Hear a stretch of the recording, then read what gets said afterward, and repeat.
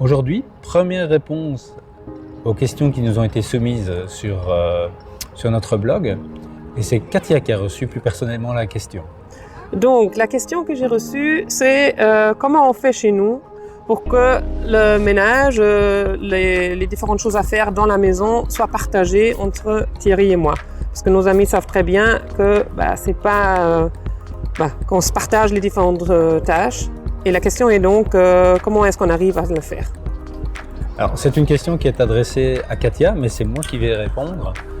Parce que, en effet, on constate que dans pas mal d'endroits, il y a encore la répartition des tâches qui ne sont pas encore tout à fait logiques.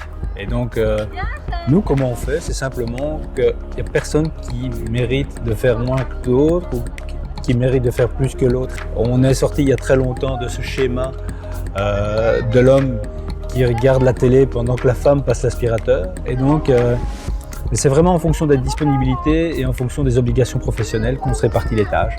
Et comme on a un plan avec toutes les choses qui sont à faire pour qu'on puisse vivre dans une maison qui soit agréable, eh bien, on coche la liste au fur et à mesure. Et quand je rentre avant Katia, c'est moi qui m'y mets.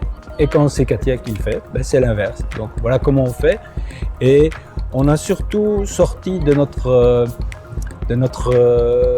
croyance qu'il y a un rôle qui est dédié à un sexe. Et donc toutes les tâches sont pour tout le monde et on s'en occupe comme ça en fonction de ce qui reste à faire dans la liste des choses à faire. Voilà. Je rajouterais peut-être une petite chose, c'est il y a quand même 2-3 tâches que moi j'aime bien faire et d'autres tâches que toi tu fais plus. Ouais. On pourrait les faire chacun, mais moi par exemple, j'aime bien m'occuper du linge. Ouais. Et donc je le fais, mais c'est pas parce que je suis obligée de le faire, mais parce que j'ai choisi que c'est mon rôle de m'occuper du linge parce que j'aime bien. Idem pour moi, un autre exemple, l'aspirateur.